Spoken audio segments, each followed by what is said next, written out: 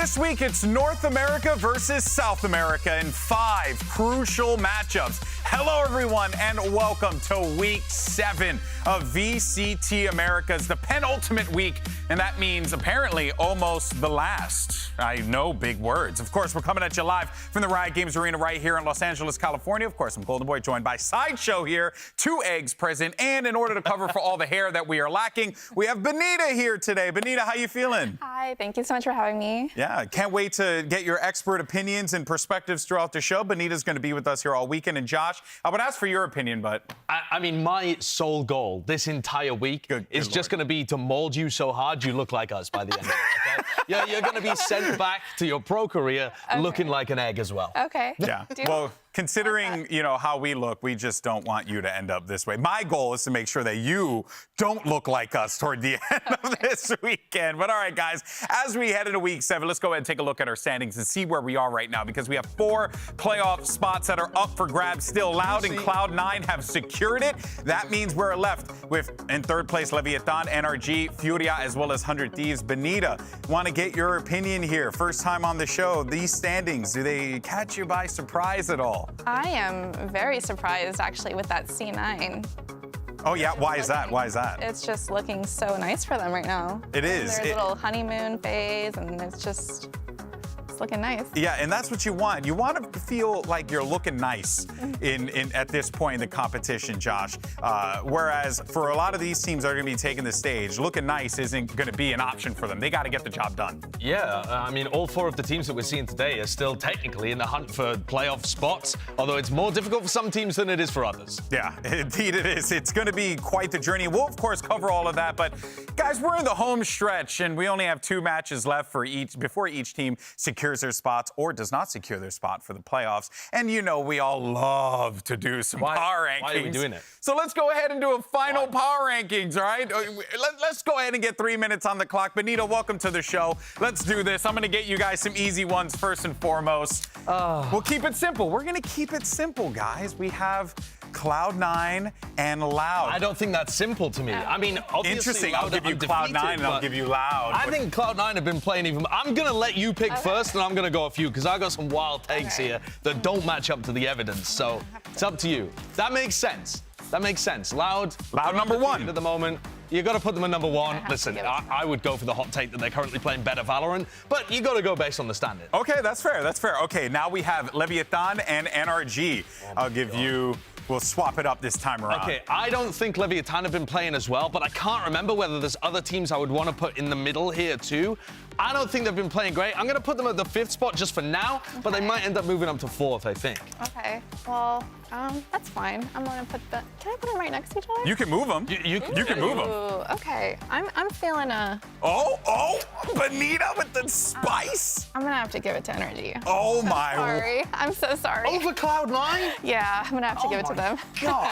Oh, I like it. Next up, we have 2 more. We have Furia and 100 Thieves. I'll give you Furia. Okay. You can take 100 Thieves. I feel like Furia are playing pretty well at the moment, but my big question is, are they playing better than Leviathan? And I really don't know the answer to that. I think with Dezhazin's form at the moment and how well he played in that game, even though they lost to NRG, I'm tempted to put Furia above them, but I really don't know. I'm going to slot them in here. I think we'll see a bounce back from Leviathan, but this seems reasonably fair. Okay. What do you have, Benita? I'm going to put 100 Thieves right below. Okay, we have some time. We have a minute, 28 seconds. I think we're doing all right. Next up, we have MIBR and Sentinels. Okay. I'll give you Sentinels, just because I want to see what your mentions look like. Yeah. And then... You're going to give me the logo of the team that doesn't know what their roster is, that just cut their IGL, that is on a downward spiral already. Where are you going to put it, Josh? Dude, what am I supposed to do with this? Where are you going to put it, Josh? Okay, what am I supposed to do with this thing? Yes. I think this goes down here. Oh, yeah. And that might even be overrating them. Oh, that's good stuff. Benita, what about you? You have MIBR. Where are you going to put them? I'm so sorry. Please don't get mad. I don't think people would be much disappointed with that, considering how things have been going this week. Isn't it ludicrous, though, that we have a winless team and the bottom spot is already taken? Speaking of winless teams, Crew, joined by Evil Geniuses. You'll take Crew, Josh. And then EG for you, my dear. Okay, go ahead. Pick where you want. I can't break the pattern, can I? It just has to be the same. I'm going to put Crew there because even though they haven't got a win, they're playing better than MIBR right now. MIBR are in the dump. Are you willing to put EG in 7th place above 100 Thieves, Benita? Should I? Okay. EG Let's should just be do in it. 5th place. Look, can we just? I think. No, we got. Yeah, you can do that. You can do that, and I'll do that. Okay, there we go. Fix that. That's bothering me. That seems fine to me. That is it. Here we go. Our power rankings. We have Loud in 1st, NRG in 2nd, Cloud9 in 3rd. Josh, you madman, what are you doing? Furia in 4th. EG just got moved ahead of Leviathan. Leviathan is in 6th. 100 Thieves in 7th. Sentinels in 8th. Crew in 9th, staying consistent. And MIBR in 10th. Benita, how do you feel about your name being attached to these power rankings? That's fine. I'll stand by it. We'll stand by it. Okay, because I'm not. So these are Benita's power rankings. So these are Benita's power rankings for the week, not Sideshow, as he has decided to throw his co-host under the bus. Here's the thing. Are we trolling with these power rankings? Let us know. I know you're going to be so honest using those hashtags VCT Americas as well as VCT. And we can feature your tweets on the broadcast as we always do. Shout out to Valorant Fan 1990. All right, but coming up next, we're going to break down our first match of the day. It's going to be Furia taking on 100 Thieves. We'll see you as always on the other side. Olha esse avanço da GC! Duplo mate 3-0 dele! But instantly traded back by Atmas. Cross out with the 3rd one!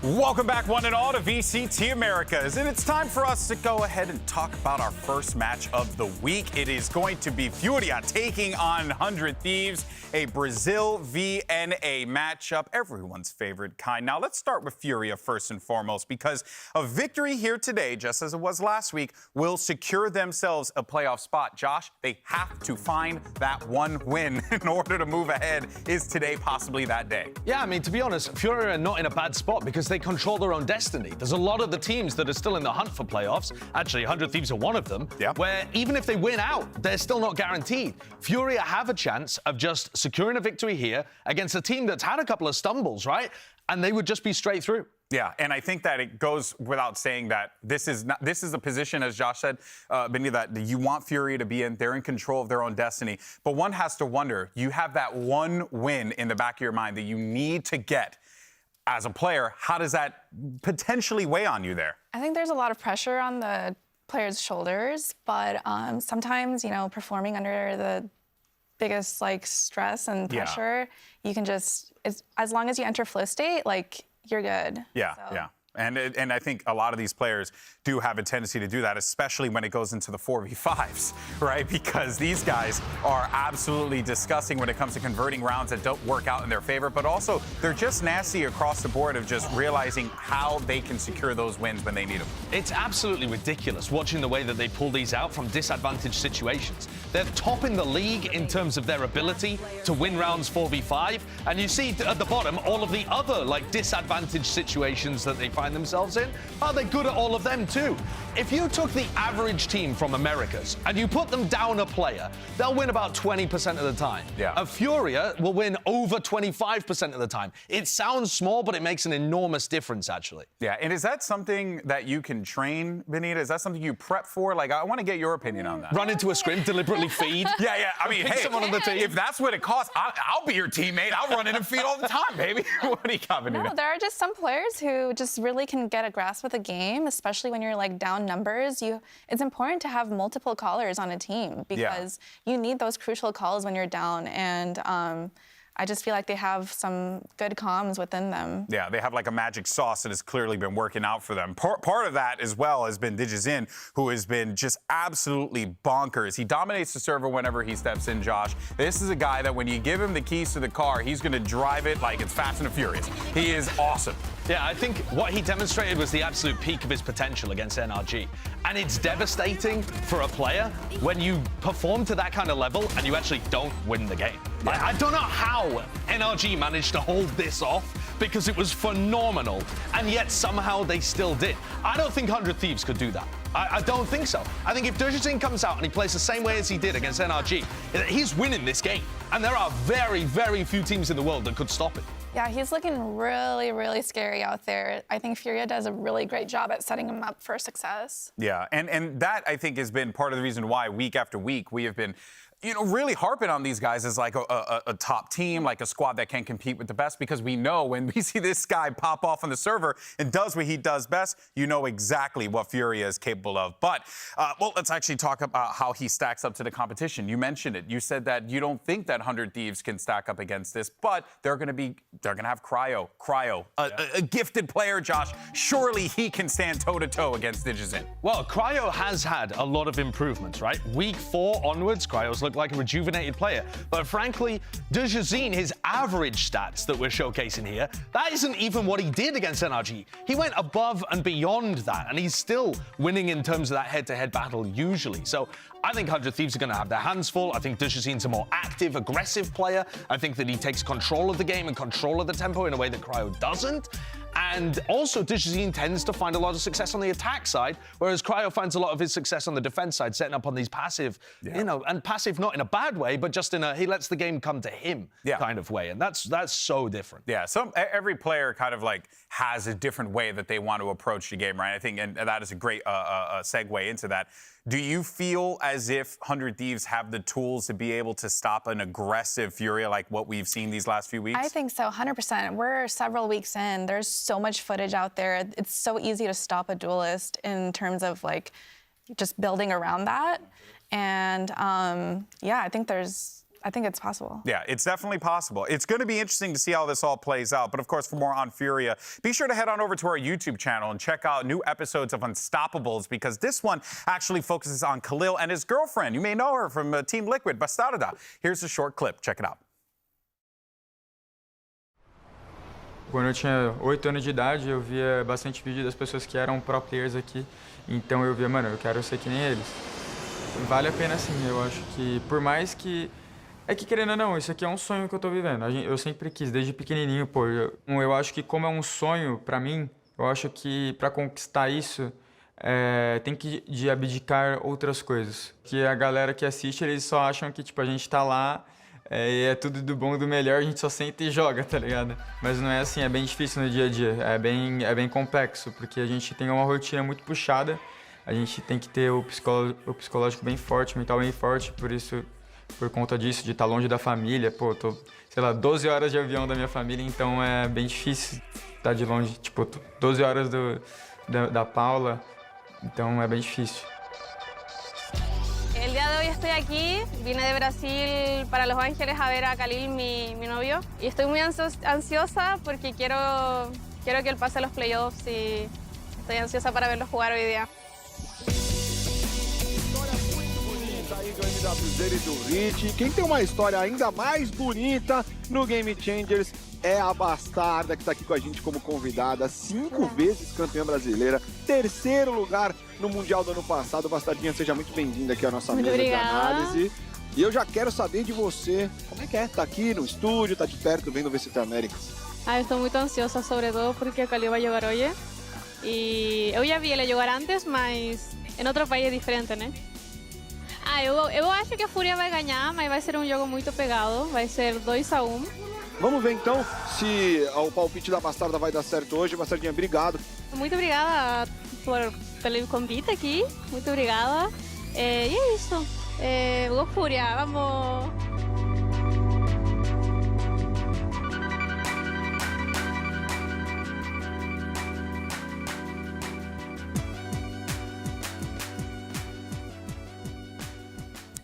And there you can see all the info. Make sure you check out Unstoppables on the VALORANT YouTube. You can go ahead and check that out on VALORANT Americas. But yeah, I think there was a lot of cool things to really pull away from that.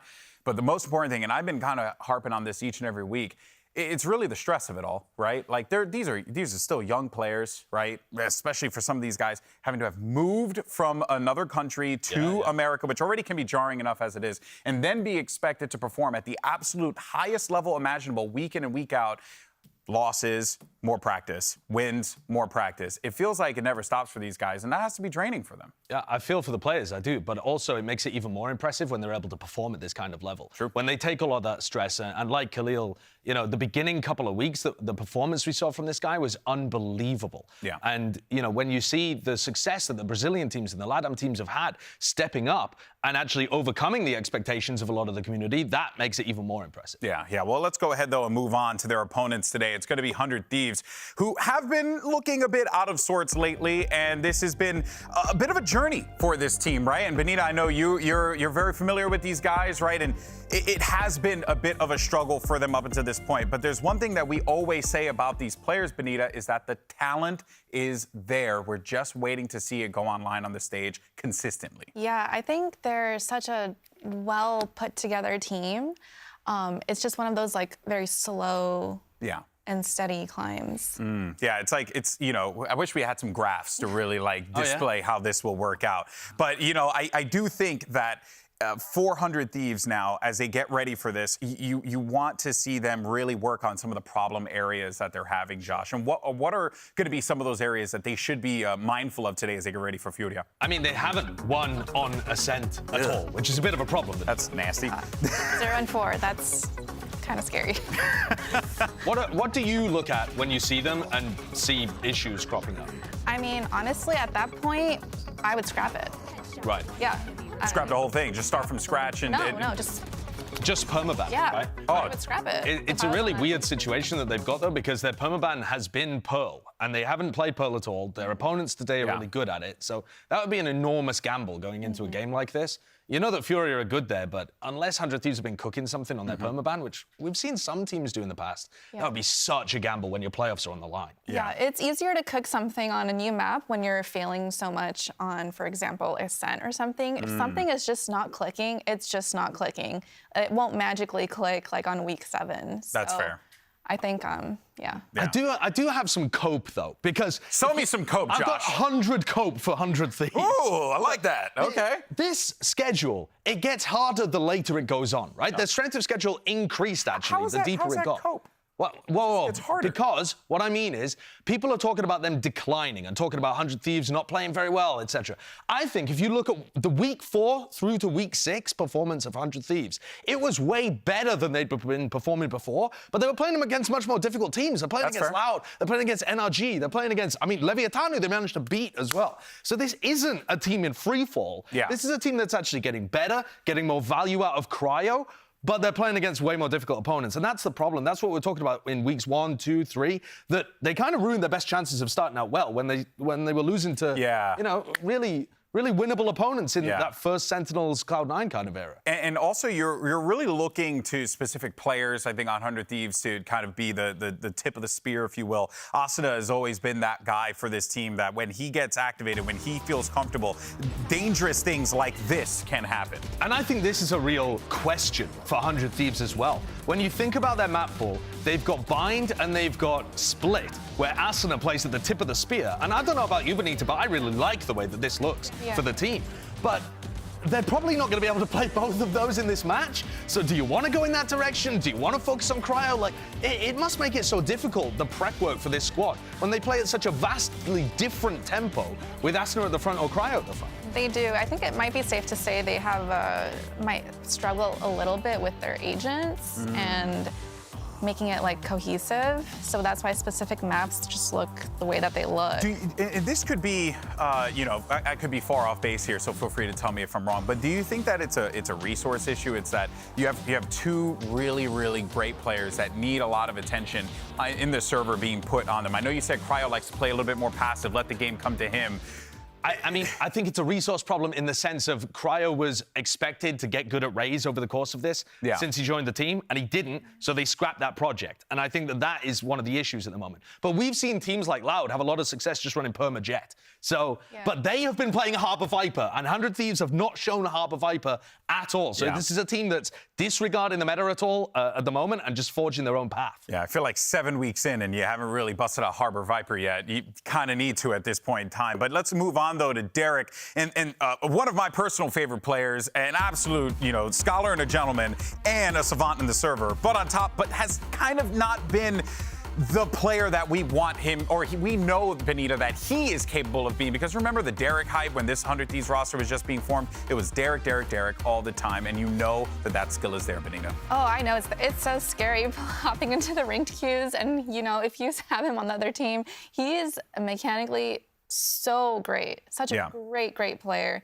And I think, just need a little bit more experience, like more under these lights, playing more under pressure, more LAN experience, and he's going to be like one of the best. Well, I'm actually glad you mentioned that because we do have this tweet here from Derek, and he said, "Trust me when I say nothing said on these Reddit/VLR threads will make me as disappointed as I am in myself, and our performance is Split. We'll do better. Tired of saying sorry every other week. Thank you for coming out and supporting us if you did." And that right there, that's the reason why I'm actually a big fan of Derek. He's a mature player. He understands the role that he's in right now and the task that is ahead of him, Josh.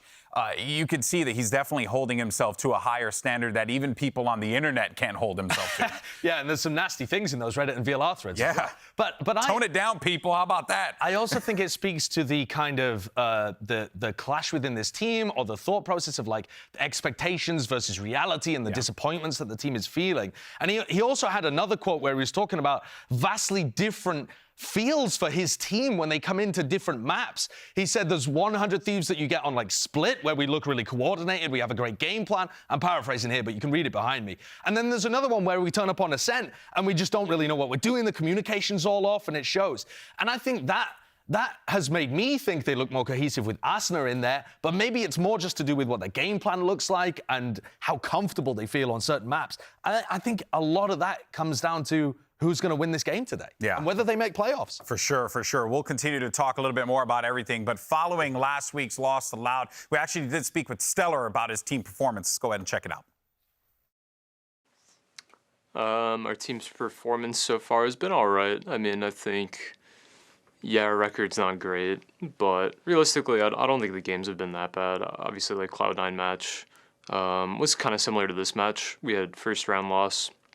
The first map was pretty bad, and then the second map was really close. Same thing here. I think the only like really difficult match that we had so far is like NRG, where it's like we didn't really feel like we were super into it, but we're in high spirits for the next 2 weeks. Well, you actually mentioned it there, Benita, about the experience, and Stellar mentions it there as well. I know that this is a very, very loaded question here, but how do they rectify that problem right now? They don't have time to worry about experience. They have to get the experience here and now. How do you do that? Yeah, I mean, you just have to take every moment, like every win or loss, and like look at the positives from it and how your team is growing from the situations. When I see these like interviews and quotes, I feel so much for the players, and you know, you just have to give it some time, and more experience will get you there. Yeah, well, we'll see. We'll see what ends up happening for 100 Thieves, but we are minutes away from the kickoff of Week 7, and of course, our first match of the day. As mentioned, it's going to be 100 Thieves taking on Furia. Folks, VCT Americas continues right after this.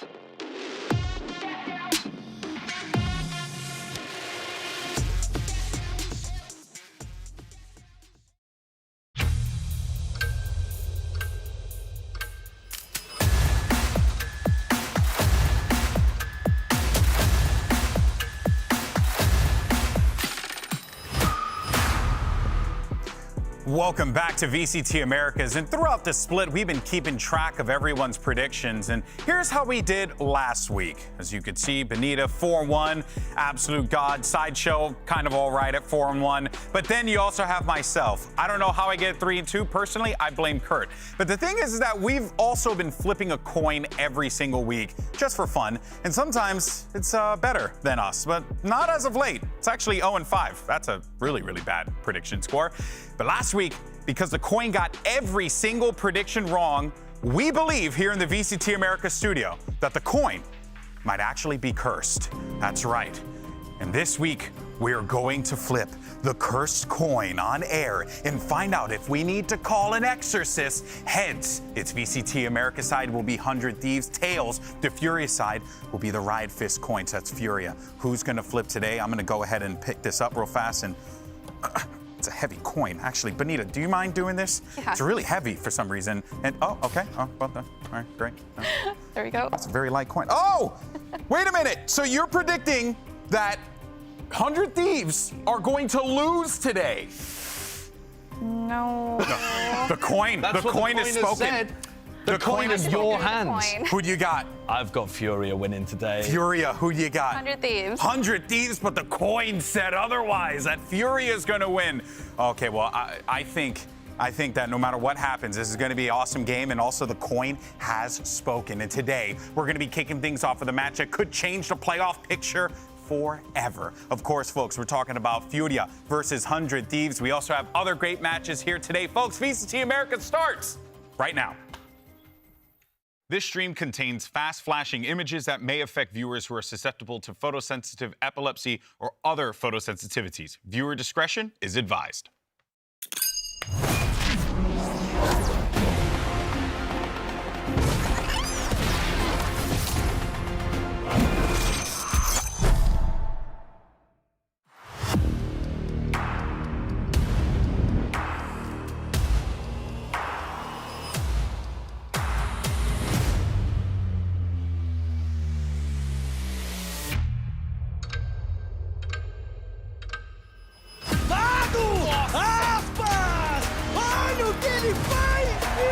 Everyone was talking about him, and this is going to be the guy to look out for. Too much Cryo again. Does this guy miss? Does Cryo ever miss? No, he doesn't. Olha a Teizé, escala bem, faz duplo abate, vamos, Fogão! Se acaba tempo e leva!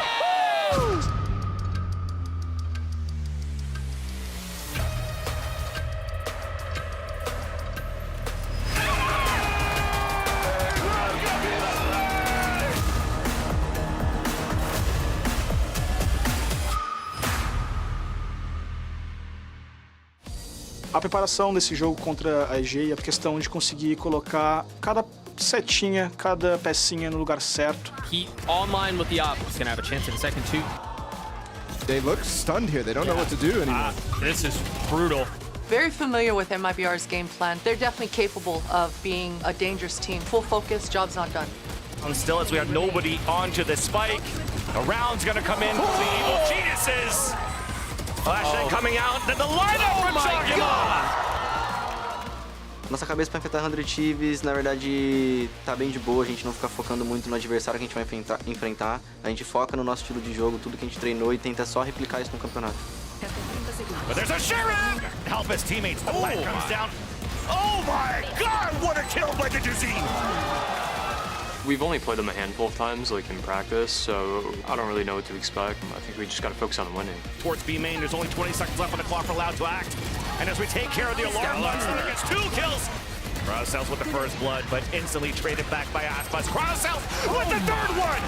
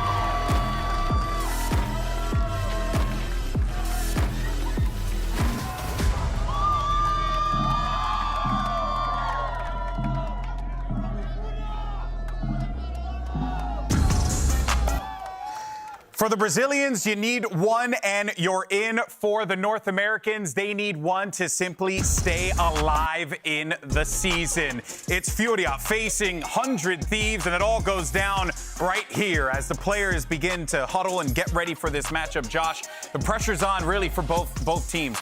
As I said, 100 Thieves need this win to stay competitive in the playoff picture, and Furia need this win to lock in the playoffs. It's actually crazy. If you're a fan of the Brazilian teams at all, you're rooting against 100 Thieves so hard, because not only would they deal a bit of a blow to Furia here with a win, they'd also knock MIBR out of playoff contention. Oof. They can deal a double whammy right now with this win, despite not really being in control of their own future. And this match is so interesting because I think in theory, we should just have 2 permabans. We know what they are. Furia always get rid of Lotus. 100 Thieves always get rid of Pearl. And that means there are some serious questions where Mike's, the head coach that you see right there, has to decide, do they want Cryo at the front? Do they want Astra at the front? Where do they go? Where do they target?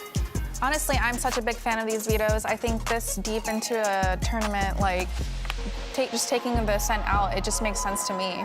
Yeah, you want to see them do that, right? At this point, it's like you either have to do it or you are accepting that you're going to potentially hold an L every map, you know? I mean, yeah, I understand that Ascent has been like where they've been losing constantly, but that would be such an enormous gamble to have that be the first map here that I just feel like 100 Thieves, with no Harbor Viper play whatsoever, if they do the crazy gamble and put their playoffs on the line to play Pearl, that would be, I think that would be even more of a gamble than just playing Ascent and working on what you're doing. It's a big gamble, but they're definitely prepared for it.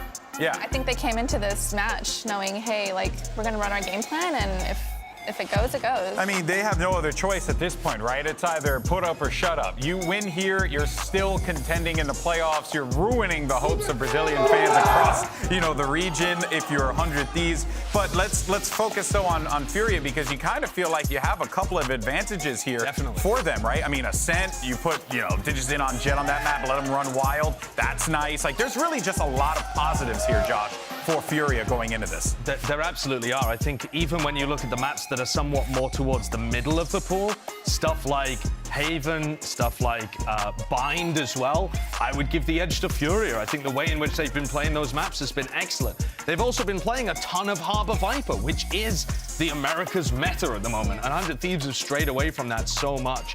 So if 100 Thieves want a chance in this game, they need to be hard anti-stratting the Harbor Viper stuff, I think. Yeah. And I don't know whether they're going to be able to do that. They've struggled against the other teams in that manner, apart from, I suppose, the way that they played against Leviathan on Lotus. Maybe they could look towards that. Yeah, well, we'll wait for the, here it comes, as a matter of fact. Map vetoes starting to come in. Furia's up first.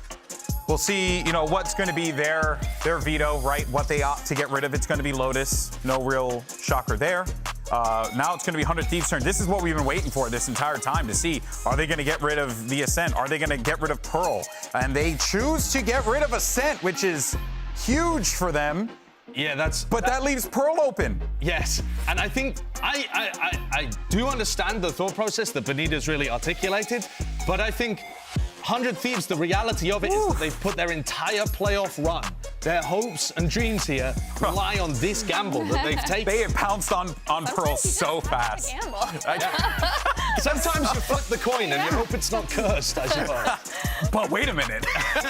So Furia have had their trip-ups on Pearl. It's not like they're the best team in the entire region on that map. They're just banking on 100 Thieves being worse. Exactly, and 100 Thieves have not showcased it. Now, 100 Thieves in the past used to be good on Pearl. They had great B retakes, but that was before Harbor Viper became meta. So we don't know what they're going to play. We have no idea. Maybe they're still playing the KO Fade kind of stuff or something.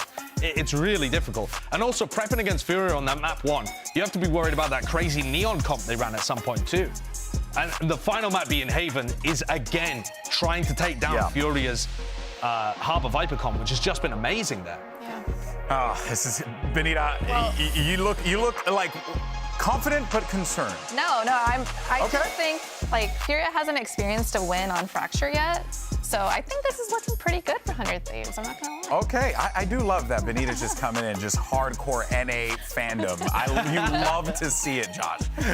Yeah, I mean, I suppose if you're still hoping on 100 Thieves being able to make it through, but I think Furia have the advantage on map 1 and map 3, and I'm so interested to see what 100 Thieves play here. Would you go, if you've been hard planning for this, Benita, do you just go for the Harbor Viper? Yeah, I think one step closer. One step closer. Derek on Killjoy. Oh, they did it! They did it, Josh! Yeah, and here it comes. Stella on the Harbor, too. So really messing with the rolls, but that, in theory, that aggressive duo of Cryo and Asuna should be good, as long as Cryo can get that aggressive killer instinct out. Wow, this is looking real juicy. Indeed it is. Well, we have everything locked in. Let's see how 100 Thieves Pearl is, and we're going to send it over to your casters. They've got a 100% pick rate in my heart. It's Doug and Bala.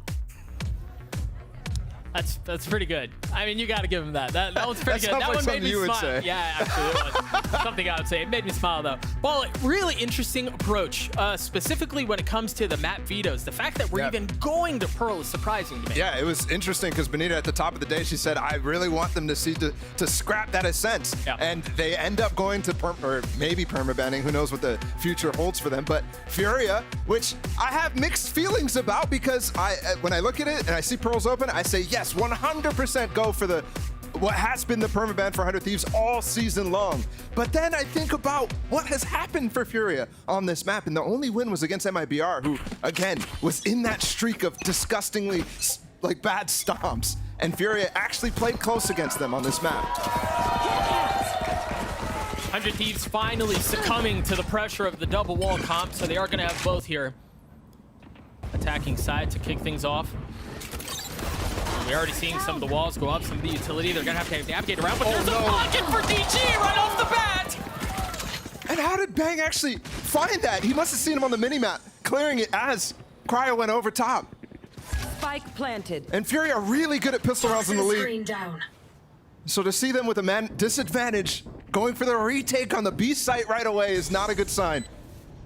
Now, especially too when you consider two of the members of 100 Thieves are looking for that flank already. Oh, he's so close. Up a little late. Yeah, that's tight. That's one for one, though. And you start to get the stream and peek from down long. And yeah, Mazin's able to get one, but now with two left, Spike picking away. He has time for this. That would have been insane. But a great start for 100 Thieves. I mean, just ridiculous from Bang to be able to have the wherewithal to check that cubby and to spam him down, because Digizin was going to do damage there. He still had his dash active. He had plenty of stuff. And if I'm 100 Thieves, that guy specifically is someone I'm terrified going up against, given what he just did to one of the best NA teams last week. Last player standing. Lovely stuff from 100 Thieves, taking advantage immediately of the strengths of this comp and what pretty much every single team has been relying on, that B-long take and post-plant. And 4 rifles bought up for them. And this is because, especially on Pearl, obviously it's mostly becoming meta for most maps, but Pearl specifically, this long range, you could force a lot of battles that they can't pick up those weapons on, and you're advantaged on.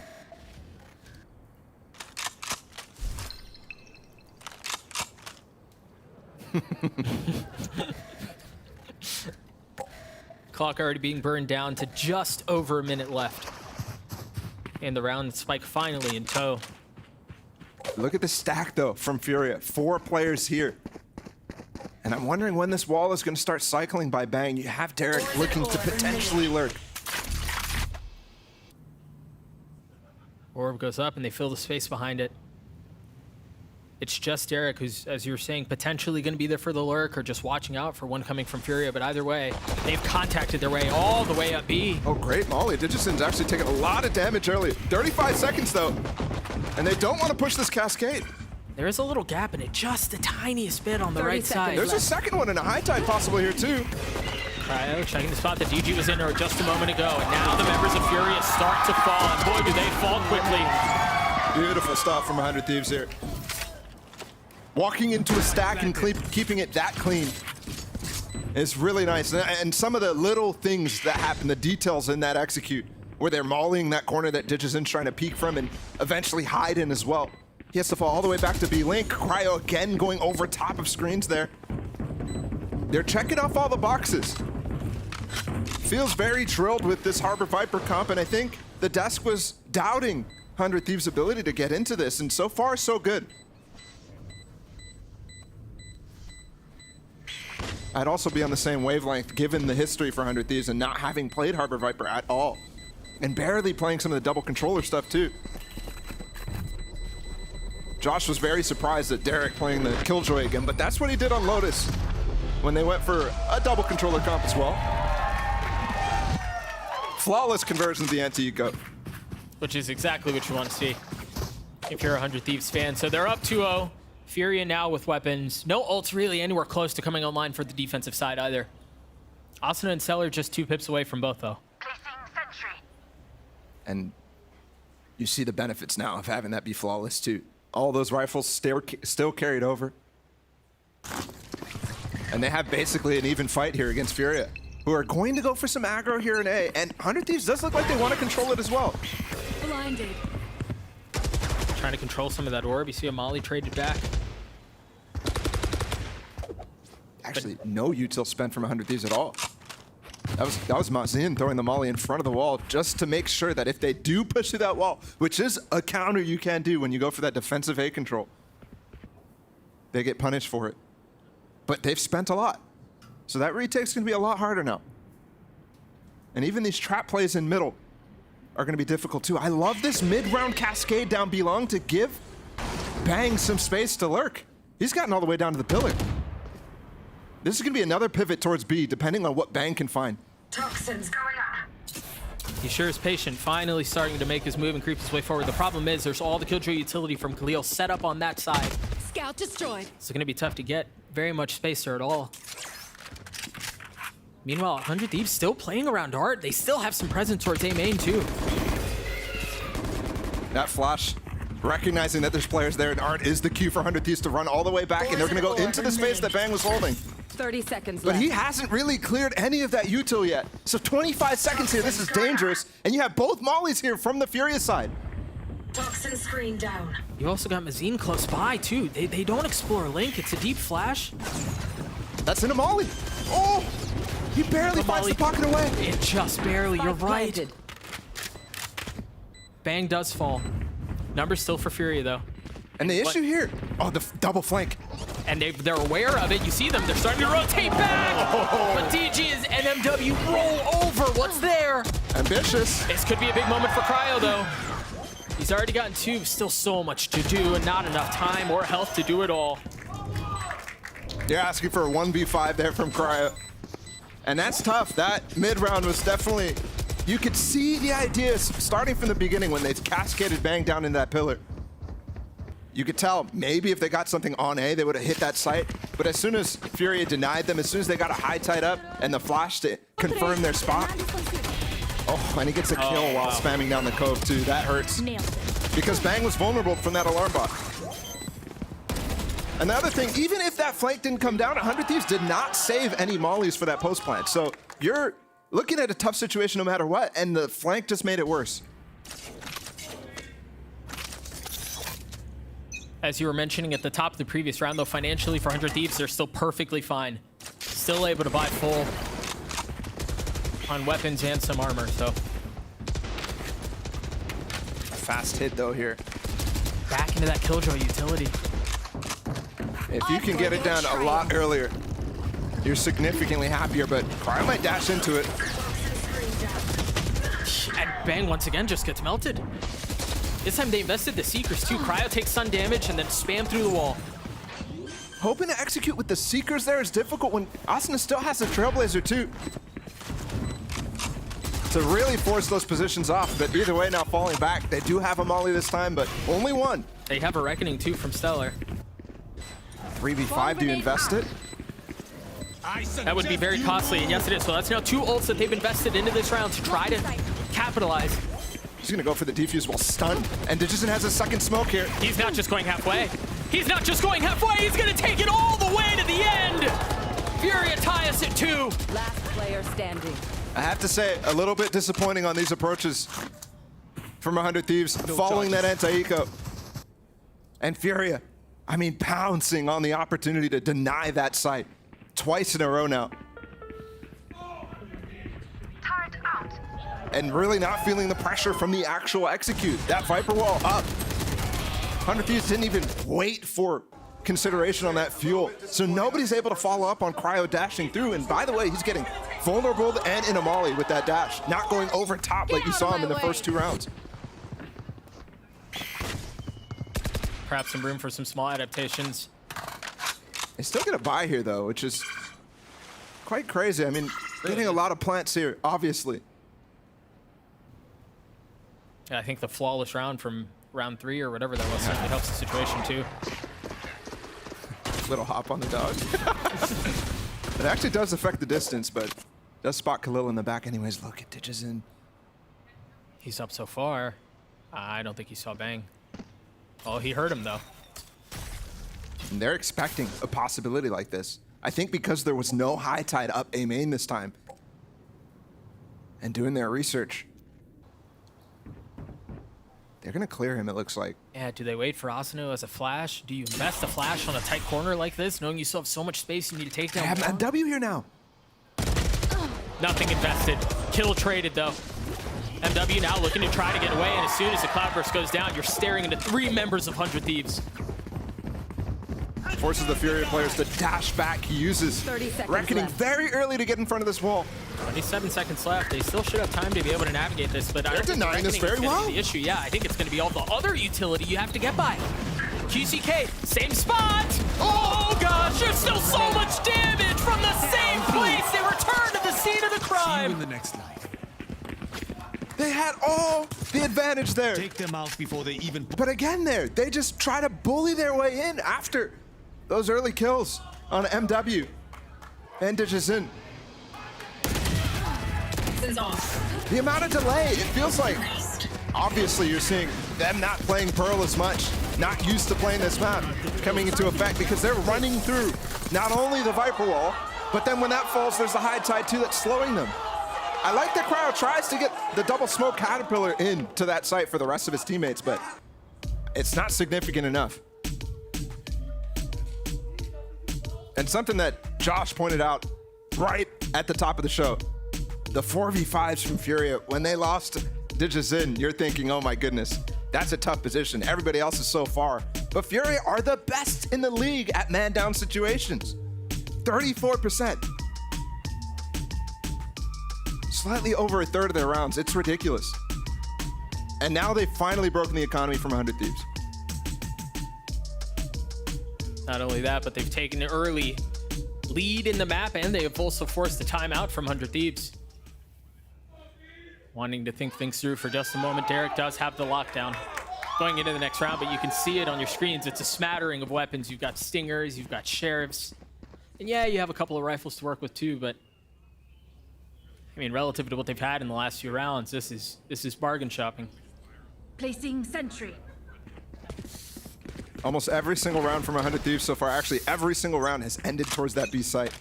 And now that they're on a light buy, I would, if I'm Furia, I'm expecting them to shift, but I think 100 Thieves would know that. They do get the same main control though. Which they've succeeded at a couple of times. I mean, this is, wow, Digizin, that's a random angle to walk into. That's also both their rifles. Already down. I mean, that's just disgusting from him though. He's walking randomly in the open in the middle of sight. That's not something that you do. Because he's Jet, he gets away with it, and because he is in such good form, he gets away with it too. TG really has been on a tear recently. Looks like he's continuing that success. Both rifles that were dropped from 100 Thieves have been picked up, so both Asuna and Bang have a little bit more fighting power in this, but a 2v5. I have to commend here Furia as well. They actually went for a 4-1 stack, left Khalil on his own on that B site. One enemy remaining. And I feel like that's perfectly reading what 100 Thieves are disgusting on that timeout. This high tide is so good. Not only does it hold A main, but it also splits up anybody and the positions that he can actually go for. And Bang left alone. First anti-eco for Furia, and they respond with a flawless of their own. 4 in a row now. And this is already the same amount of defensive rounds that Furia got against NRG last week in that deciding map. It's crazy to think about. And honestly, you look at what's available to Furia and you realize there's good potential for even more. The Pit, the Seekers, for Mazine and MW, respectively. What do 100 Thieves do to turn the tides? Do they finally hit A? I mean, truly hit A. I would love to see 100 Thieves try to punish that A main control that Furia is going for, because the longer this goes on, the less Furia is actually putting into that A main control. Now it's just a high tide. There's no longer that molly that's coming in. There's no longer 3 players going behind it too. So they're getting that for free, essentially. Yep. That high tide comes right back up. Are they really going to challenge this? Viper's Pit that Mazin has put up. They have been wanting to go B a lot. And there's a good chance they do it again. They also have the Trailblazer out from MW to make sure there's nothing mid. Okay. No rotations from Fury yet, but Mazine already getting pushed off. You should run. They pushed him off and got the Killjoy lockdown down. That was the goal, but He falls. The pit goes down with him. Now they have the lockdown. This feels like the first time 100 Thieves have gotten a lot of aggressive control here. They're going to best the pit of their own. that pit he actually can't be long with. He has to stay on the site, which is not a great position for Bang to have to be in. Unless he's got some help, and he has plenty of it. Look, there's nobody playing down long. Great high tide out from Stellar. And Derek playing behind the pillar, expecting the pressure. He knows where it's coming from. The rest of 100 Thieves do as well. This is a rough way to go. He's only got 2 HP. Oh, the flash! No way! How is Derek still alive? Another going for 100 Thieves! DG trading it back, though. 3v2 quickly turns into a 3v none. 100 Thieves get back on the board.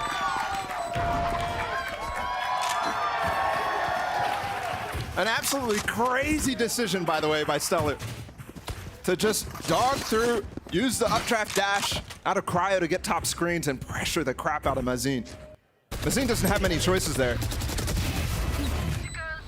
And it's wonderful that they have the confidence to be able to do that. Given the situation changed, obviously they wanted to go for a lockdown down B long. Don't get them brand. At the beginning of that round. But then spotting that Viper's Pit and being able to adapt is quite nice. Same A main aggression, same A main space that you've been referring to a couple of times now. A little bit of a challenge, but maybe now they have the information to end up wanting to go hard through that wall. Ooh, Bang is crouched. This is so tough from Digizin. He can uncrouch at any position. Yeah. Squatting in safety is Bang. Here. Oh, and you know he's not ready for this. I don't think he thinks anybody has crossed, given that orb hasn't gone up in quite some time. Does he respect the possibility? Is that the cue he saw ahead? Yes, he'll get out. Yep. And he uses the blades? I wonder here, if 100 Thieves knowing that that's where the op is, yeah, you can see the spike is starting to rotate A, but they're still leaving some presence B. Just enough to draw rotations, to draw attention. They just got QCK on the A site. They invested Seekers too. Okay, but they're hitting right now with only 2 players. And the thing is, the rest of Fury is going to get here before the remaining members of 100 Thieves will. They're planning backside, flipping this. On the Furia players like, look at Digizin right now. He's taking mid. He hears them. He hears all of them. Oh! I thought the second was going to go with him. Deep flash, he still swings out. The blades don't land, but they do deal some damage. He's gonna have to give up that op. They're still finding kills though. He did give up the op. Look at how far back Khalil is. Meanwhile, they still have presence coming in from Art. That's a big kill going DG's way. Nicely traded by Derek though. 2v2. Cryo's weak. Time is short. Remember how this is planted for both sides here. They're on site. Cryo gets 2! Gets 4! With 2 HP! There is not many choices there if you're Furia. 100 Thieves did a fantastic job at dealing with the situation.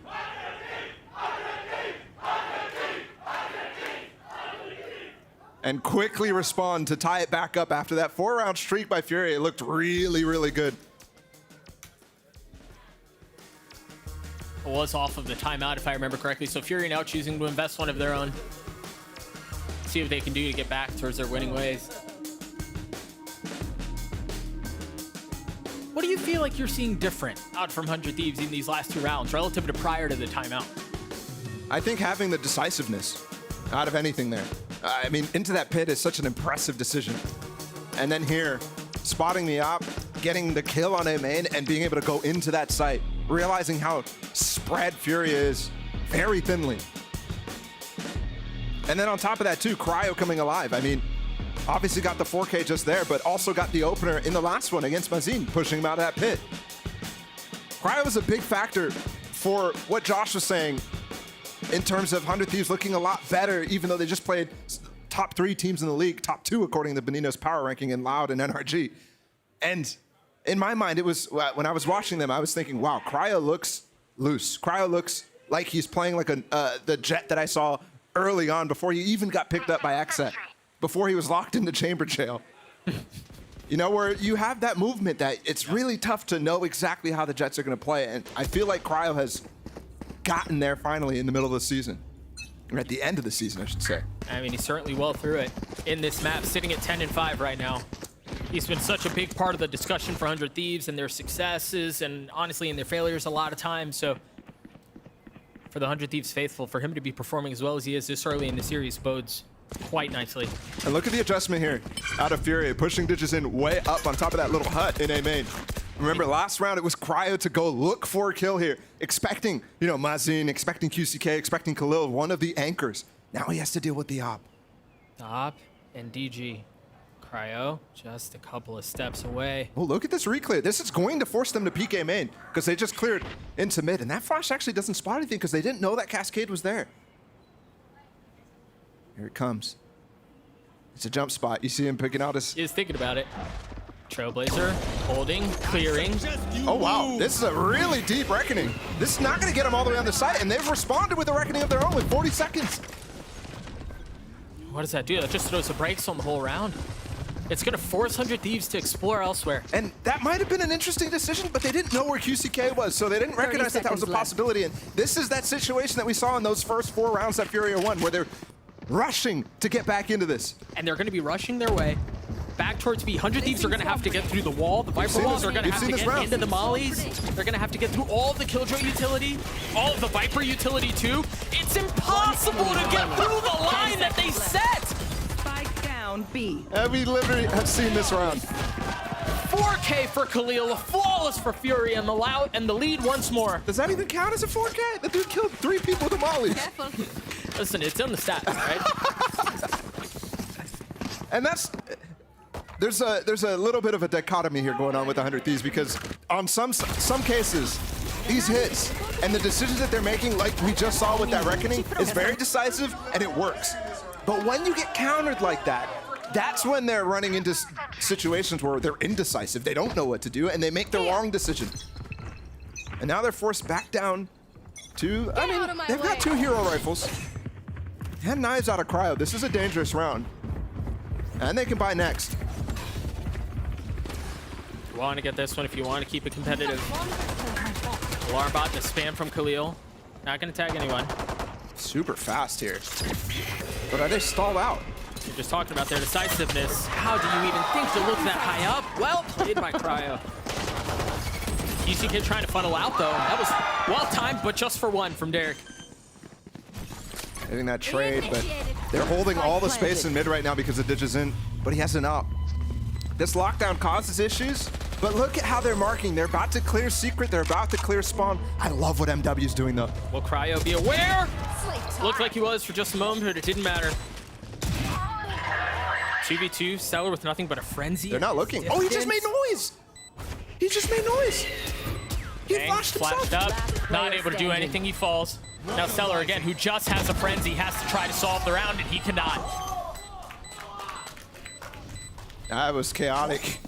MW flashed himself and then still got the kill. I like the idea there from Stellar by that high tide, by the way, instantly throwing it out, not controlling it at all, so he could walk out and spam that spike in the 1v2. But you get the entry here, and again, I mean, Furia, I guess, was due for a 4v5 conversion. They lost 2 just now, and now it's another one, so I mean, just staying right on pace with their stats. You got to keep them up, yeah.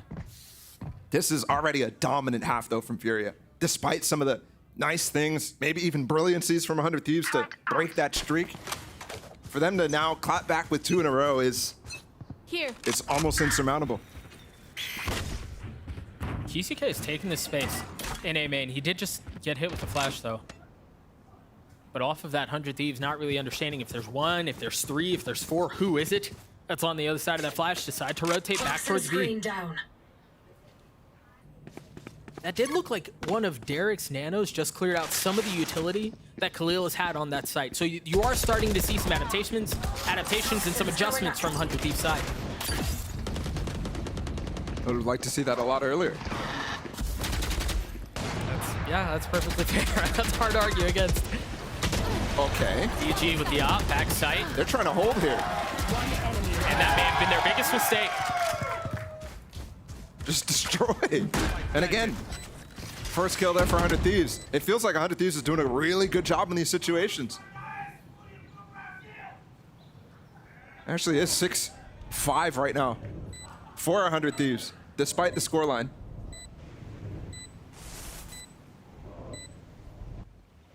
Yeah, QCK is going to save. Yeah, just carry that rifle over. Money doesn't look too bad on the side of Furia, but you want to carry that over anyway, so.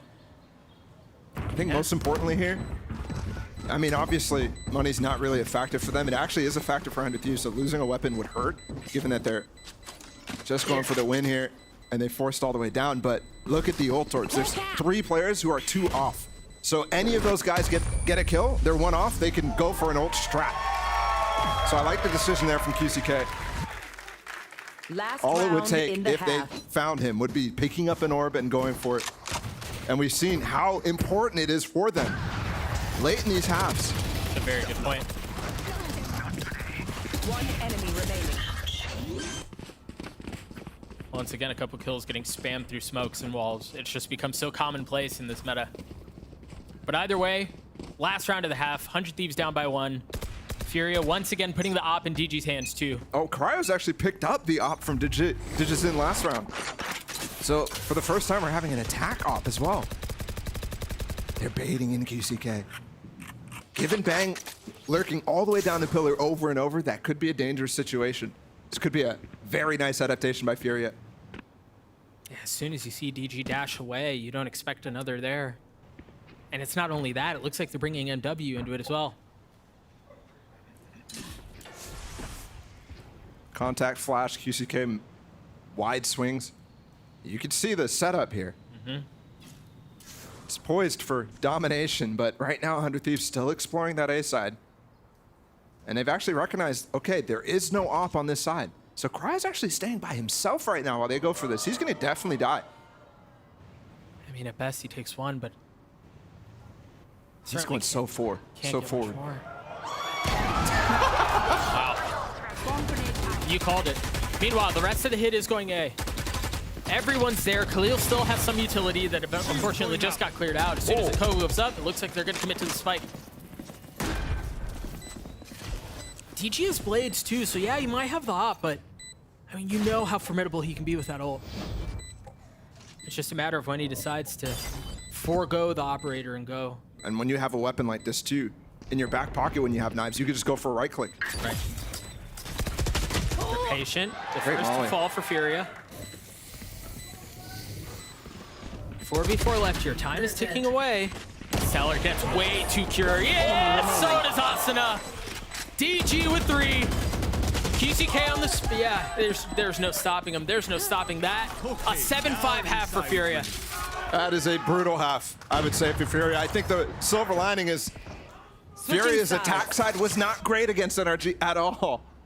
But there, 100 Thieves cannot be happy with how that went. They were 5 and 4 for post plants when that is supposed to be a really good side for them. So many rounds went back and forth on the other side of timeouts. We're going to take a look at things the last few moments of the round one more time. Because again, it really was DG who cracked that thing open. 1 with the op, 2 with the blades, if I'm not mistaken, in the round for Furia. Let's throw it down to the desk to break down the first half. Yeah, I mean, I totally agree with the casters there, right? A rough start there, I think, for 100 Thieves, all things considered. Yes, it is going to be 7-5 for them, but I mean, Josh, as we get ready for this next half, one has to wonder, right? Like, it just felt like the game plan, banking your season on this, it felt as if the game plan was a little shallow. Yeah, I agree. I mean, you can see why it was their permaban. They're playing it as if, they're playing it the way that fans think Pearl should be played, where you just go B every time, and you don't do anything in mid, and you don't really draw attention anywhere else on the map. I thought the tactics didn't look great, and when they actually hit B, it wasn't really working either. So that's part of the problem to me. You take a look at what they were doing in rounds 3, 4, 5. They weren't creating enough pressure. They're getting spammed through the smokes. Cryo's getting melted by the mollies as well. They had a crazy rotate in round 9 where they tried to go all the way back from A main to B with like 20 seconds left on the clock and just ran in everywhere. They're not breaking the killjoy utility. They were getting murdered out there, Benita. Yeah, they had a 3-1-1 default towards A. They had one towards B, and just nothing mid. They just didn't really focus on mid at all, which will result in like getting mowed down at times towards B. So. Yeah, and that's rough too, right? Because you'd want to see those adjustments be made. But it's really hard as well to make those adjustments. And you have guys like Digizin who are just taking angles willy-nilly, whatever they want to do here. It's been actually awesome. That was 40 seconds he was perched up on that box. And 100 Thieves, nothing. You know what I mean? So, but you're seeing this matchup here. It seems like Digizin's definitely having a bit of a whale of a time out there. Yeah, you can just tell by looking at him, his demeanor, his body language. He's very confident in his gameplay and his jet and the angles he's holding, even if it's multiple angles. So, yeah, the way that he sets up, he really does expose himself to getting punished, but he doesn't care. He's like, yeah, I'm just going to hit the flick shot anyway. What of it? And the mad part is he's better on the attack side. The Furia normally get less than 5 rounds on their defense, and they're fine here. They're fine. Well, this is going to be a little problematic for 100 Thieves. They're going to have a game plan because, you know, Furia is going to be coming with that force to send it back over to the casters. Ominously foreboding from the desk, but I mean, they're right in a lot of ways, and history tends to suggest that, yes, it's been close, at least at half for 100 Thieves, but Furia are going back into their sweet spot here, Bala. Yeah, I mean, the one thing I said before the half, the silver lining was that they only won 2 attack rounds against NRG, but NRG is a different beast on this map. I mean, they've been playing it the entire season. But then you also look back to some of the other halves from Furia, 9-3 against MIBR on attack. Like, they're definitely capable of having those dominant halves that 100 Thieves should have had on that first.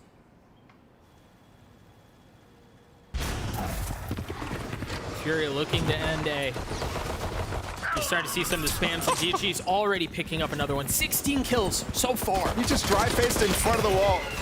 And Derek's gonna get chased down, but he has actually help from Cryo. It's well held. The flash isn't gonna hit him though. DG still wreaking havoc. 2 players low on both sides. Last player standing. That's big from Bang. That's big from Derek, and that's big for 100 Thieves.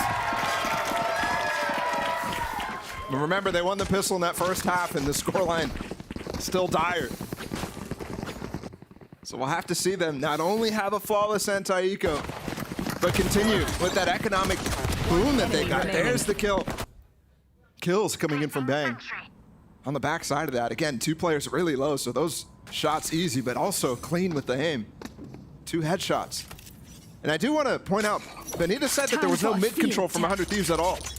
And that's something they were doing, was throwing the old Viper orb inside of B-Link, and they were never using the high tide that Loud and so many other teams have been using. I wouldn't be surprised to see Furia instantly show them how it's done. You're already seeing an early focus on prioritizing orbs towards Stellar. You just took the 1A main with Cryo close by. But you're right, mid presence for the first time all map. And they're rewarded for it. I mean, this guy is nasty. 18-8 with a Sheriff there, long range. Gun here. That's not easy to do. They trampled their way down B and momentarily delayed by the Nano. Derek close by, the first to fall, re-peek onto the second. Cascade gonna block his position now. Mazzini even hears Cryo right now. Oh! That was pistols. That was straight up. And they're taking it back towards A. They're gonna get a plant down, which is already a win for Furia in that category. Just barely missing the timing. I mean, half a step and Stellar can spam. Potentially. What? Oh, that's a classic. Yeah, that shouldn't have happened. Oh! That also shouldn't have happened. Hello? Still a Bulldog. In the hands of Derek. Still a Ghost in the hands of Cryo. They hear where both of them are coming from right now. I mean, this could be disastrous. I mean, lucky for them, neither player picked up a weapon here, but I mean, that classic is a Vandal. Yeah, they've gotten this far without it. TCK, 43 HP. They don't know where Digizin is. They have no idea. That's another going down to the classic. He thinks he's backside. He thinks he's backside. He's just guessing. Poor guy. And there's no time. Yeah, he just has to delay now. He doesn't even have to take the fight. Wow. The benefit is that it seems like 100 Thieves are going to keep a weapon, but my goodness, what a thrifty round for Furia. No, that just breaks the mental.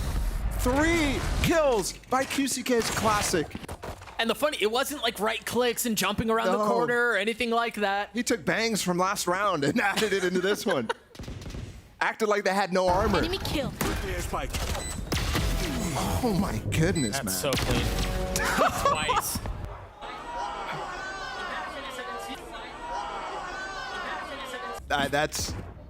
I mean, it's only 8-6 right now, but I'm scratching my head thinking that's the dagger. If I lose that round there after that half, if I'm 100 Thieves. Remember, this is the only rifle that they have in the hands of Cryo. He still gets one, but flashed up, not able to do much more. They're not even at a place where they can really pick it up. It's just Marshall in the hands of Derek. Heal up, squad. Look how much space Furia still is gaining here. With that wall going up and as well with the control that Dijin throws out, that smoke on the back hall. They're happy to just sit there, collect the orb, reconsider their options, tell Khalil to see if he can find something.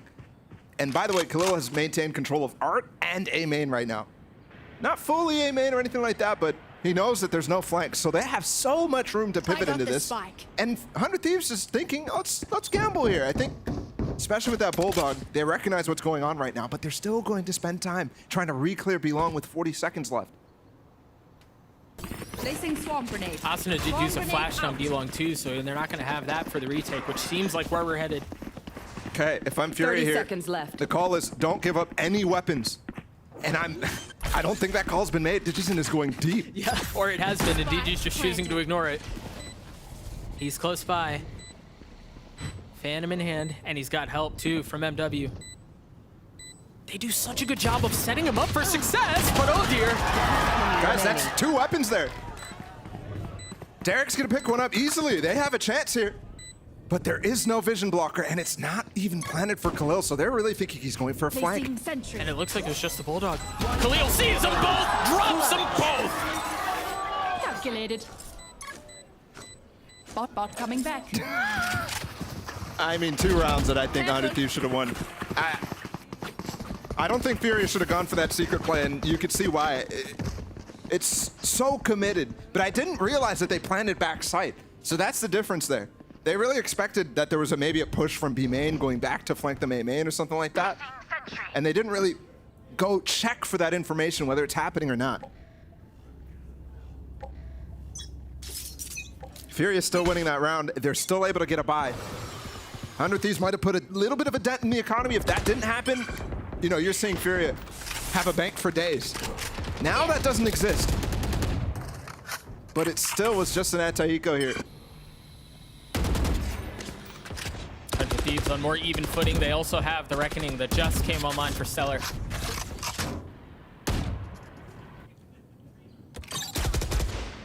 And you already see some of the stark difference on how they play the rest of the map. Furia's attacking side, presence B-Link, things like that, which wasn't really what we saw at all in the previous half. But either way, Furia want to commit B.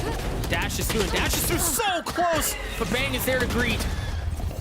I suggest you move. That Reckoning really deep. That's off the map. Yeah, I don't think that's going to find very much value at all. Did he get stunned with the last pulse or no? It's gone. Got one.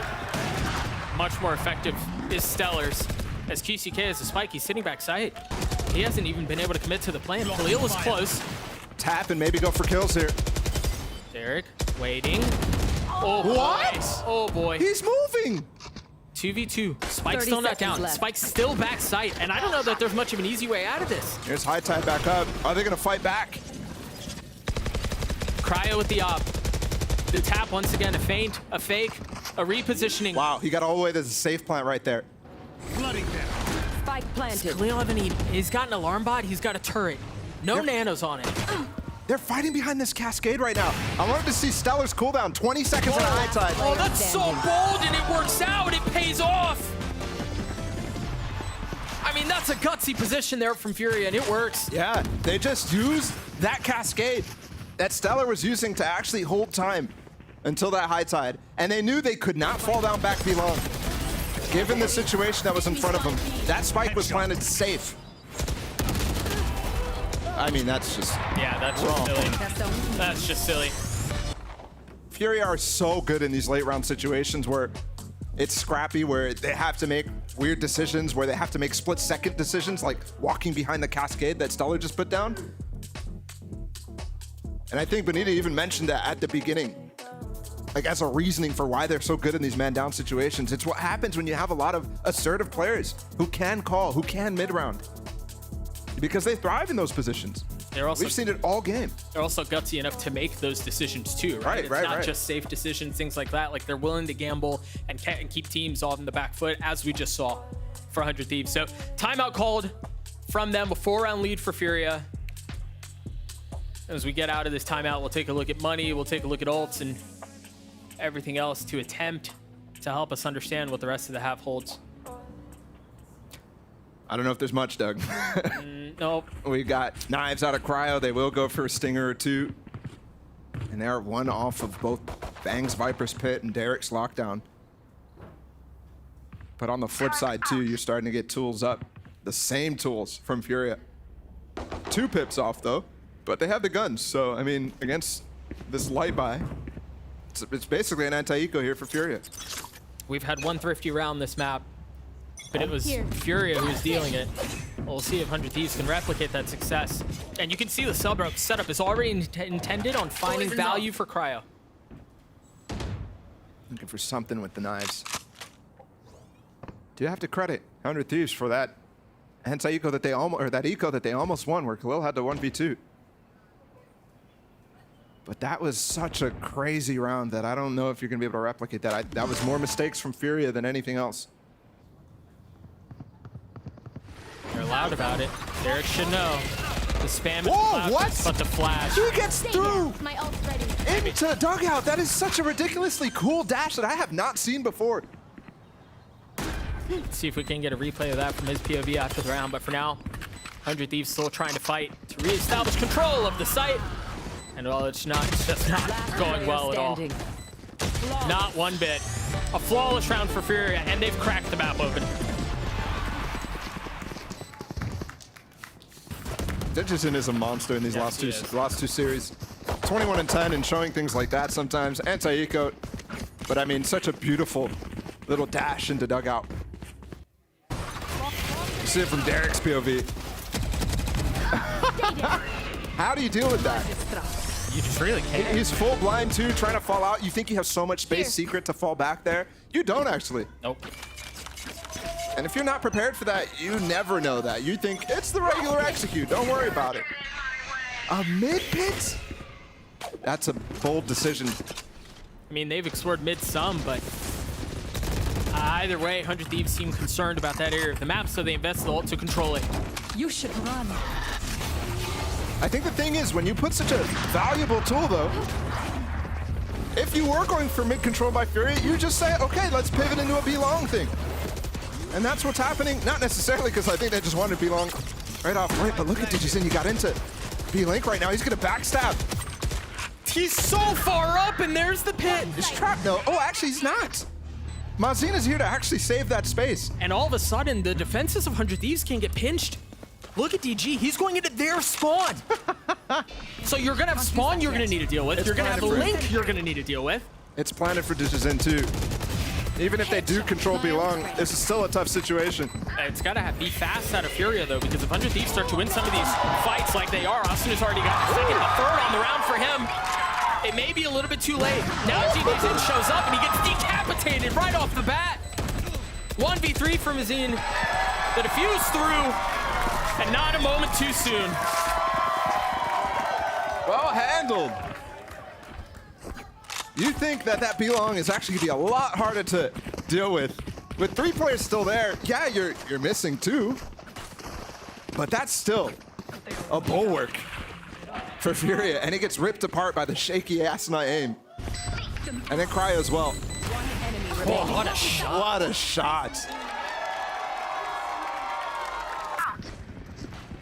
Cryo has not lost a beat since that last game against Loud, where I was so impressed with him.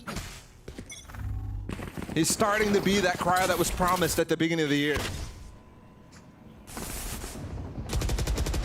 He's gonna have a chance to impress even more. That's DG too, that's their entry tool. And there's that movement that I'm talking about. They're even dodging that final pulse, making it go out, but actually might have caused Derek to be stunned backside. Either way, not finding a kill with that, through that high tide, Furia opts to back off, and obviously Digison lost his life early. They don't have that dash through the high tide. Now what do Furia do here? It's a 4v5, man. Yeah, that's true. They do win these. They do win these a lot. A lot more than conventional wisdom would suggest. Right now, it's 4 wins and 4 losses in 4v5 situations. I'd take those odds any day. A 50-50 when you're down a person? Yep. Any day of the week. And Furia have spread themselves pretty thin here. Mazine is still playing down Belong, but everyone else is towards A. Austin's flash didn't pop right now, so they're going to have to clear this with numbers, actually. 30 seconds Look at the left. double flank going on again. It feels reminiscent of that other round. But will Furia find success with it, though? Khalil's ahead of it, but it looks like Derek is wise to it. Or at least had a suspicion, had an inkling. Mazine falls. Khalil now choosing this moment to strike. And now with 10 seconds left, it looks like they are going to get this spike down unless it's delayed for just a moment. Khalil holding the line back. Can he get out? I mean, does he want to get out? No, yeah. Tried, but not enough. Cryo with 3 on the round, and 100 Thieves get another. Getting close here. It is definitely getting close. Love to see 100 Thieves holding on despite some really devastating losses early in this half. And despite that disgusting scoreline for Furia's defense.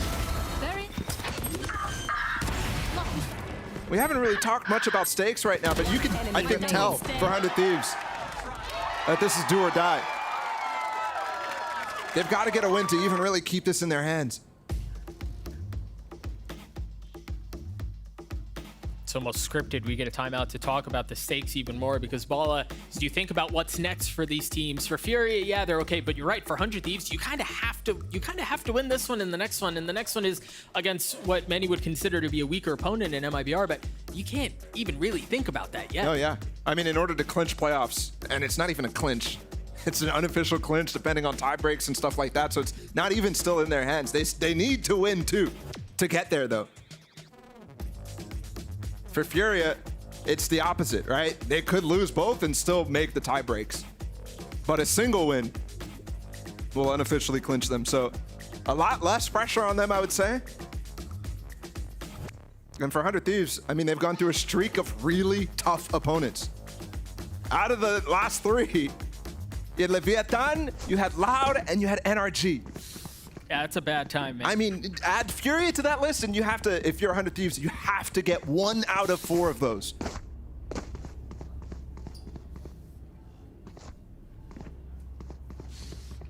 They've won the last 2 rounds. They're hanging on here. They're keeping it close.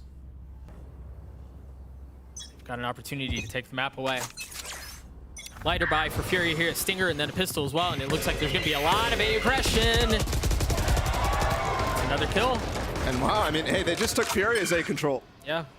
To the T, and Furia wanted to challenge. You could see both early kills immediately, and it is a lighter buyout from Furia. But Mazin recovers the Vandal. And it looks like they're going to want to push forward with the Trailblazer. A flash towards A main. Now you start to see some of that utility from Stellar start to dump. But it's instantly disrespected. They just cross right by it. DG falls. But Mazine does have art control. Last player standing. Yeah, it's a bit spread Spike here. down mid. Spread real thin. And there were just 2 left. They both fall. A flawless round for 100 Thieves. Crush them. I'm amped. Let's go. I got Tell things to do. emotions have shifted here in the arena. Because we're within 2 now. 100 Thieves really have a chance at bringing this back in. I mean, Cryo has been snappy with his op. And I think that's a big key here for Fury going forward. How to start denying him, how to use the tools that they have, which only is MW, by the way. Obviously, they have the vision blockers, but MW specifically to go out and find where Cryo is. Stellar's Reckoning is about to come online again. Just picked up the orb. I thought just for a moment that Furia would try to go pacey B, but... It felt like that, right? Wonder if they traded orbs. I wonder if they think, even still, they can bring this back in. I think they should have noticed that Stellar's ult got picked up here. Somebody on the team must have noticed that. And it's funny, Furia is really finally going for an A split. They haven't broken any utility now. There was just a moment of flashes, just a little early from Asuna. And now Reckoning's invested. A couple volts traded back and forth. You start to see some of that Killjoy utility in play, delay things for a moment, put a pause on the aggression. Here. Can they clear Bang? He's got the fallback angle. He got the fast flank too, if he so desires. Spams through the wall, nothing landing quite yet. Now you've got the Viper Spear. You're going to have to navigate the Bang. Timing is gorgeous. MW falls. Stellar getting another. And the attack side of Furia just continues to crumble. What can DG do? What can Khalil do? Against this battering ram of 100 Thieves, this onslaught that's been left for them to try to navigate. Nothing but a whimper.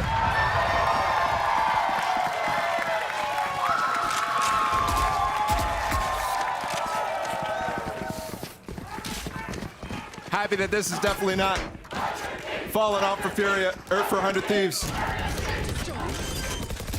Starting off this week, we saw every single game is going to be a battle of North America versus South America. And right now, we seem to be going to distance here in Map 1 on Pearl. And again, let me remind you, this is not a map that 100 Thieves has played. They've been permabanning it the entire time. Furia letting it slip, it feels like. And again, looking like that fast B-long hit that we thought was going to come in. It might still not come in here, but I think they know where Cryo is. That's a lot of damage done. Oh my goodness. Crouch down low. Crouch down low. Dodged everything, and he still gets one. Tries to get away, but DG's there to drop him. Every time. They've actually continued to press on this B-long. Cryo's gotten the kill. But this time he doesn't get out. I mean, immediately putting Bang back in that position, that is a lot of misdirection, trying to use the old position of Cryo. Still has to be aware, though, is Bang, because Mazina slipped right past the utility that was intended to find him. This is so hard to clear. Bang cannot fall asleep here. He does not. Where are Furia trying to go right now? The spike's left in no man's land. There's a flank happening down B-long, while there's art presence as well. The concerning thing, too, is this is not the first round that feels that way for Furia. Where they 30 seem, seconds left. I don't want to say directionless, but maybe a little unsure, a little hesitant in where they want to go and how they want to execute the round. Dash activated. Doesn't help when Cryo's able to get value, but again, it was traded right back. They're going to be able to get the plant here, especially with that clearance. Do they flood? 10 seconds left. DG's already up top. Nope, they just want to play for this post plant. It's planted safe, so again, you have to play up here if you're Furia. I mean, how this is the angle that we're talking about, right? Like, you don't expect DG in a spot like this. Another kill going in favor of him. I thought he was going to drop the hammer on him as well. 2v2. So Spike continues to slowly but surely tick away Derek's left. A high tide gives so much room for MW backside now. In a clutch situation, 8 bullets left. Too many things to consider. Too many sides to watch. Vision denied. A 1v1. The snap is there. He sees the gun. So funny. But it's just MW playing a game of chicken, daring him to get off the spike. MW with 3. Furia with 12. I was thinking to myself when we were saying Furia looked directionless in that round. They're so good in those situations. So like, despite trying to find openings, despite feeling like it's disjointed, I mean, low-key feels like a hive mind in those situations, especially once they got on the site, once they recognized there was nobody from 100 Thieves defending it with Digizin's dash. Everything from there was then brilliant. Digizin staying up on that off angle, you were pointing it out, and now they've gotten themselves to match point. Get out of my way. But the economy's not great for them, so 100 Thieves, this is a big opportunity to bring it to overtime. Flash didn't spot anything, but Cascade blocks the vision. They're going for this. Finally, the hit. If Bang can get a kill, he can have pit on mine. But that's a big if when you're facing the Furia. Furia, as they barrel their way down into the site, they take all the space they want. And what feels like the first time they're going to get an actual B-long plant. To potentially put the map away. DG playing with Blades backside. QCK is the first to fall. One for one here. And those blades. Yeah, you saw that shorty in his face. It's the Phantom that finds value on the bang, and there that goes. 3v3 though. The round's still up for grabs. Cryo spammed. I thought, yep. 2 down by Pillar. And Khalil not far off. It's just Cryo now with way too much to do. Yeah, he gets Khalil, but ultimately drops. Furia take map 1. 13-10. It looked like it could have been much more dominant. But at the end of that game, feels like, I mean, that was another 4v5. Another 4v5 in that situation. They end at 6 and 7 on those situations. And 100 Thieves has got to start converting those because I think they're getting those kills early. Yeah. But when Furia starts to brawl, 100 Thieves start to fall. It's crazy to think that 1, maybe 2 of those go their way. We're having a different conversation. It's also, I mean, you imagine if you're 100 Thieves here, and this one hurts. Cryo played exceptionally well. I mean, he went toe-to-toe with DG the entire time. And he was able to keep up in the numbers with them. So a map that feels like they certainly had a fighting chance in, not able to convert. Such an amazing game, though, to start off. And I think now that we get out of that uncomfortable territory for 100 Thieves, you're talking about a real series down the line. You're talking Fracture next. And Furia have not gotten a win on that map yet. 0-2. Wow, the record for 100 Thieves isn't that great either. 1-3. We'll see how Furia plays out on the other side of this break. We'll be right back.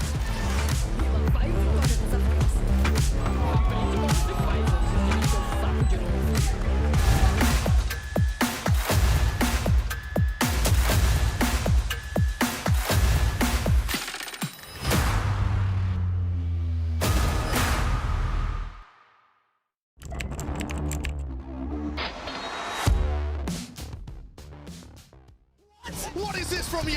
He is currently unstoppable. True. He is just a consistent demon, El Diablo. Hey guys, it's EA. Welcome to my course on optimal Valorant training. I'm going to be demonstrating now some angle clearing. I'll slowly come around the corner as well, making sure no one's on these off angles.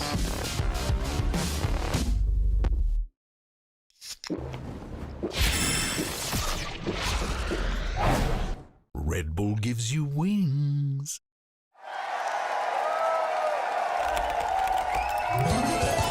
Red Bull gives you wings.